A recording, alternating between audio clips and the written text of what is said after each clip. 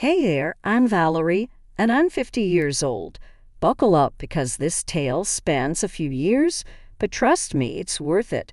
My daughter and I are now in a much better place than we ever imagined. It all began when I met Ted, my husband, through some friends we had in common.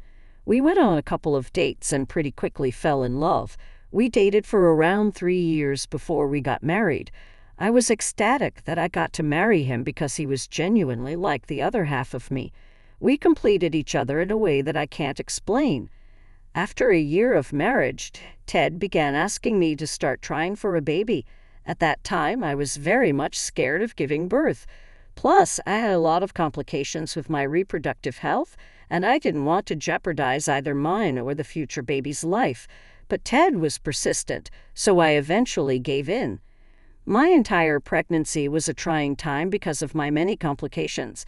Pregnancy became a huge pain, but Ted was very patient and caring in the first 3 months until he began frequently traveling for work. It only got harder from then on, but Ted did make it in time for the birth of our daughter Kendall. Ted and I lived in a pretty big, cozy apartment that was rented. We had no plans to move because we knew that we weren't stable enough to buy a house. When I was around 7 months pregnant, we had a new neighbor move into the apartment next to ours. Even though Ted was very hesitant about us going to meet her, I felt like both of us being pregnant would lead to some connection, so I dragged Ted over to her apartment door and rang the bell.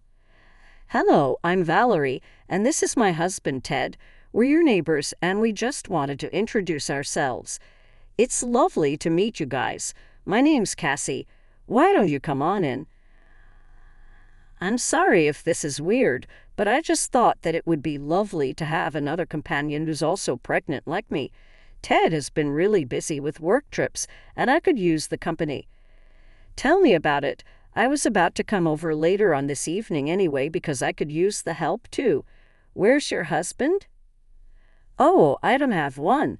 The man who got me pregnant ended up abandoning me, so I had to raise this little one all by myself.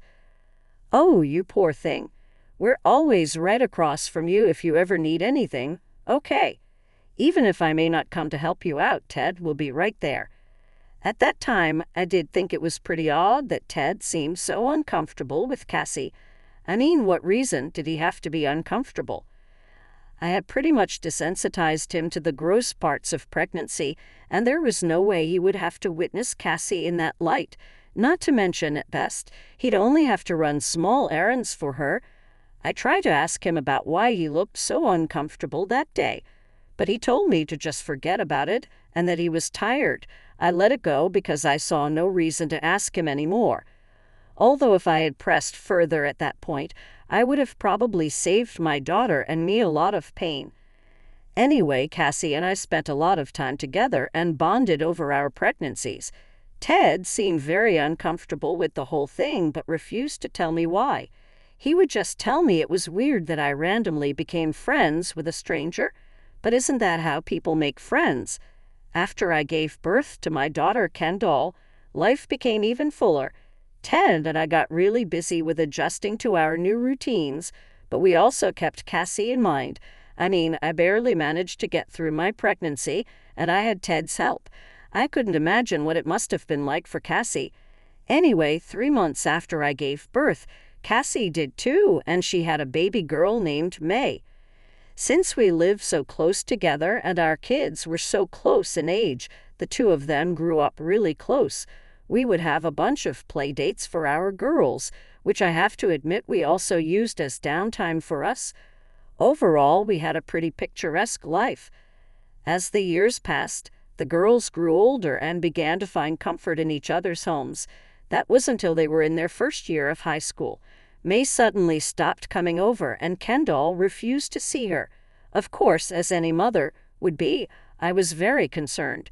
At first, I thought it was just a silly little fight that both of them and were refusing to mend things.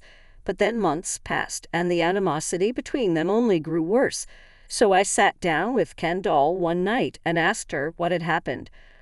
"Honey, I know you don't want to talk about it, but could you please tell me what went down between you and May?" "Mom, I don't want to talk about it. I know, but you guys used to be such good friends. Hell, you grew up together. What happened? Look, I wish I had the answer too, okay? Huh? What do you mean? I don't know, Mom. We had our summer break, and when high school started, May just started ignoring me. She refused to talk to me and even began to poke fun at me with her friends. What? Why would she do that? I have no idea. I tried to talk to her many times, but she would either look at me with disgust or she would mock me and make fun of me. Oh, honey, that's horrible. Do you want me to speak to Cassie? No, please don't. It will probably make things worse for me in school. All right, all right. My mouth is sealed, but if May ever does anything too bad, you need to promise me that you'll come tell me about it. I promise. Curiosity was gnawing at me. I wanted to know why May started behaving that way so badly, but I had no way of doing it. Besides, I did note that Cassie never approached me about the girls not hanging out anymore. In fact, she barely ever spoke to me. I realized that I never made the attempt to talk to her either, so I tried to change that. But Cassie would always be too busy to talk. Sometimes May would answer the door whenever I went over, and she would look me over with disgust. I immediately understood how Kendall must have been feeling. I tried to talk to her too, but she would just walk away from the door and call for Cassie. Eventually, we just didn't speak that much. Life carried on as if normal in my daughter's final year of high school. I began planning out our finances to support Kendall.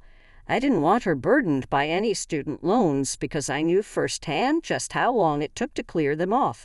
Not to mention, with the economy that we were in, she would have taken even longer.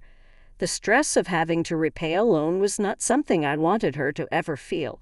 That was why Ted and I planned way ahead and began saving a year before Kendall was born. We only wanted the best for her. She knew about this savings account we had for her and just how much was in it. There was enough money in it to allow her to go to an Ivy League school and still have some left over for her to use however she wanted. Kendall and I were shortlisting colleges one day when I decided to have a look at the savings account. It always brought me joy to see how we had ensured a good life for her, but when I saw the account, my heart dropped. Over 2/3 of the amount was gone from it. I tried my best not to freak out in front of Kendall, but I did ask her to go to her room because I had some things to take care of. When she left, I began fully losing my mind. Where could so much money have gone? I looked at the transaction history and saw that it had been withdrawn at an ATM. There was only one person other than me who had access to this account, and that was Ted. I didn't know why he would possibly have needed to withdraw so much money from her account, but I prayed really hard that he had not used it up already. I spent the rest of my day an anxious mess as I waited for Ted to come back home from work. When Ted finally came back home, he'd avoided me. Dinner was awkward, and Kendall even asked me if something was wrong with Ted.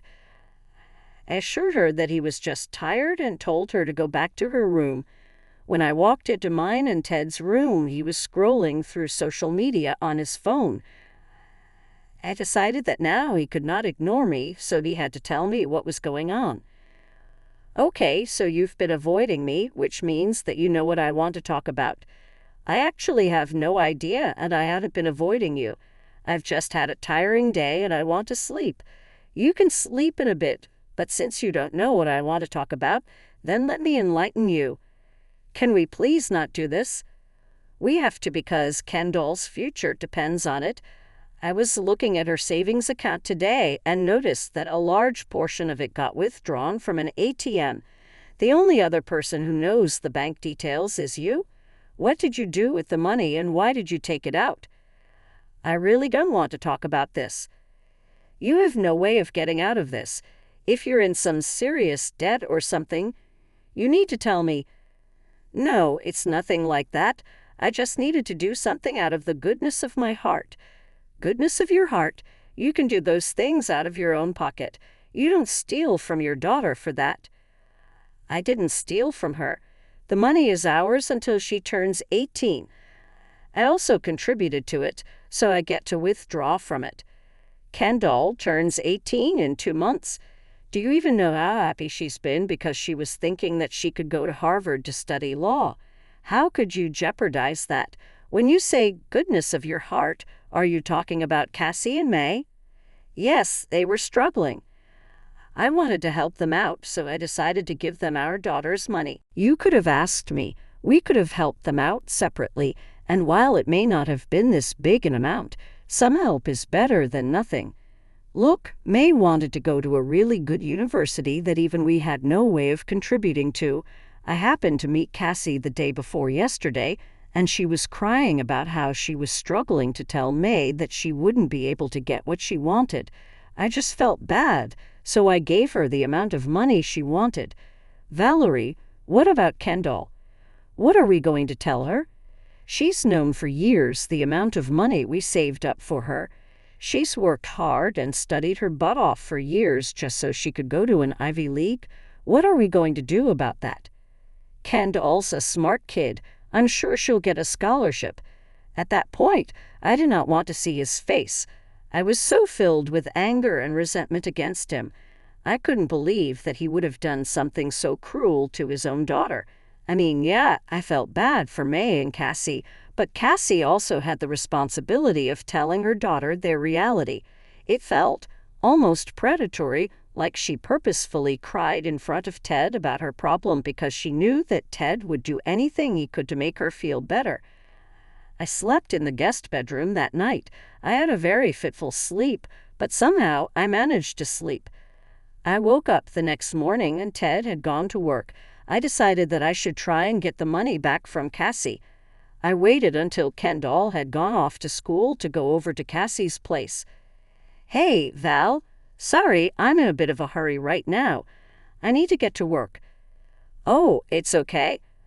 I just needed to ask you something pretty small. All right, what is it? Ted lent you some money the other day, and I just wanted to ask you if you could give it back. That was a huge amount from Kendall's university savings that we had started for her before she was even conceived. Ted took it without informing me.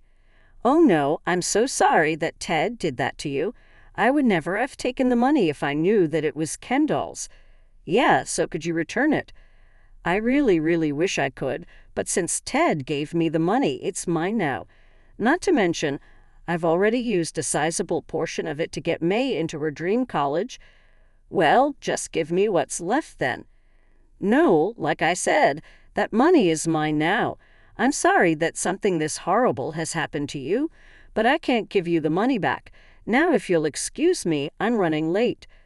I was shocked at the way that Cassie was treating me, especially after the fact that we had been living next to each other for so long that we were practically family. I never thought that she'd have such an ugly side to her. I wanted to scream and rip my hair out in my anger and frustration. I went back into the house and finally made myself some breakfast. As I ate, I contemplated all the options that Kendall had. The money left in Kendall's savings account was enough to get her through community college at worst, maybe 1.5 years through a good university. I figured that the least that Ted could do, since he gave away almost the entirety of Kendall's savings, was to stop paying for her college. He had quite a few assets that he could sell to pay off her education without letting her fall into debt. I felt like that was the least he could do to make it up to Kendall, because I knew that she wasn't going to take the news well. That evening, I broke the news to Kendall, and she was furious. She cried a lot, and I cried with her too. I couldn't imagine how she had been feeling, but I also knew that I shared a portion of that feeling. Kendall acknowledged that I had nothing to do with it and told me that she was in no way mad at me, just her dad. When Ted came home that evening, she went to her room and locked herself in there. Ted didn't even question where she was, and I assumed that was because he figured that I told her about what had happened. In fact, he barely even looked at me, which was good because I wanted the guilt of his actions to consume him wholly. But I knew I also needed to establish our plan for Kendall going forward. So what are we doing for Kendall from here on? What do you mean? I thought we established that she'll get into college with a scholarship. Even so, we need to have some backup plan in case that doesn't pan out. It will. There's no need to worry. I've seen kids with half her weight get full rides. It'll be a piece of cake for her. That's very wishful thinking, Ted. There's no way we can rely on that. I've come up with a plan for you to pay for college. Me? Well, both of us, but you have to put in more because you were the one who gave away your money. And since you believe that you contributed that much, I think it's only fair for you to pay that much more than me for Kendall's tuition. Hell, no, I'm not doing any of that. Kendall can either get a full ride, or she can take a loan and work it off like everyone else. How are you more sympathetic to two people who have become strangers to us than to your own family? What is wrong with you? Look, I don't care what you say, but I'm not paying a penny for Kendall's college. She can use what's left, and you can help her if you want. In my opinion, she should apply for all the scholarships she can. That's it. Good night. I was beyond upset and frustrated at the way Ted was behaving. How could he put someone else's daughter over ours?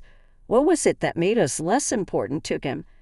I cried myself to sleep that night. Over that week, I kept asking Ted to reach a compromise and provide for his daughter in some way, at least, but he refused to budge. He even got his mother involved in it. If there's one thing you should know about Alia, it's that she absolutely hates my guts. She can't stand me, and she makes it known in every way possible, from insulting me to downright physically hurting me by accident. Alia loved to go against everything I said and did, even if I was the right one in the situation. So with Alia on his side, Ted saw no reason to give in to my demands. Kendall completely stopped talking to Ted and Alia. She refused to even acknowledge them, and neither of them had a problem with that.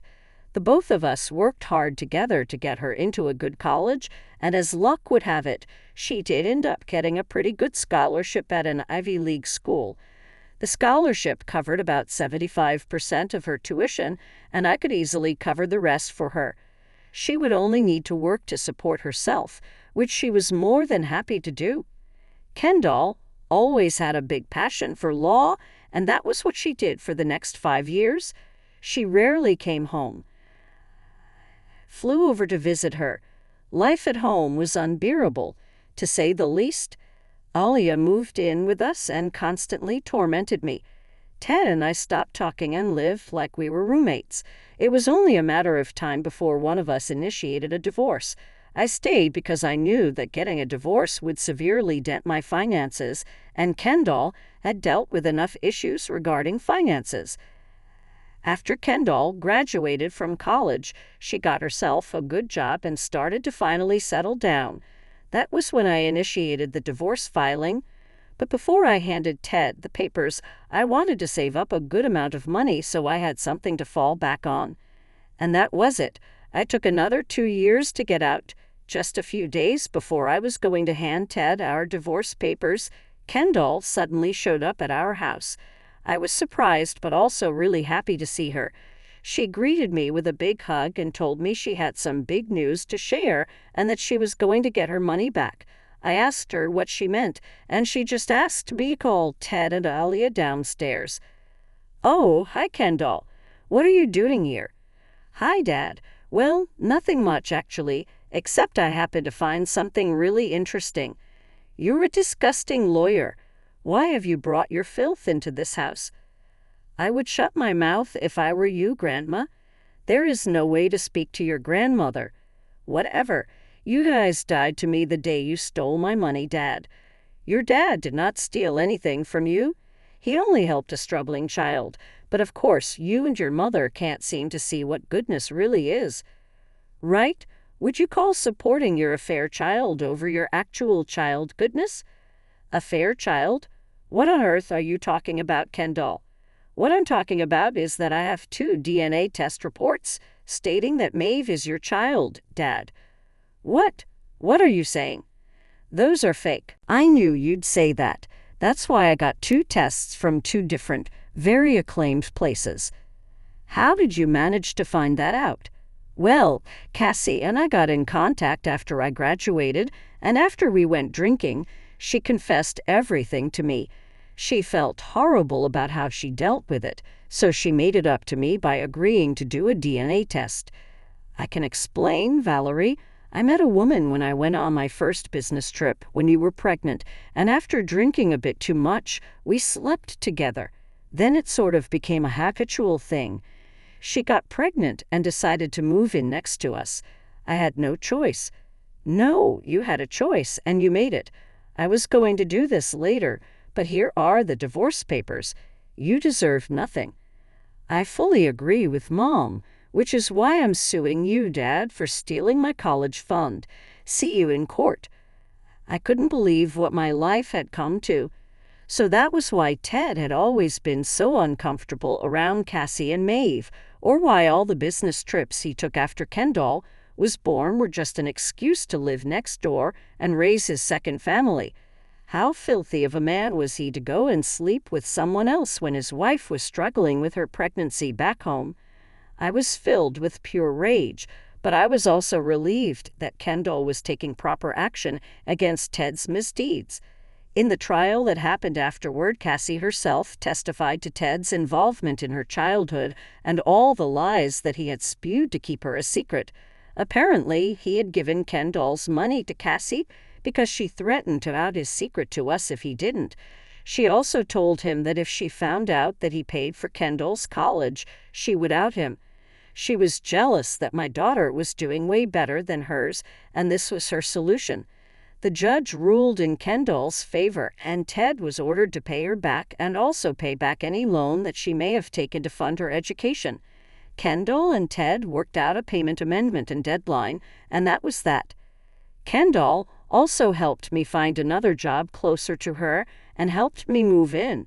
Ted signed the divorce papers without a fuss, and in just a few short days, so much changed, but all of it was for the better. I am now at a much happier place, and I'm overjoyed to see my daughter thriving and accomplishing more than I could have ever imagined.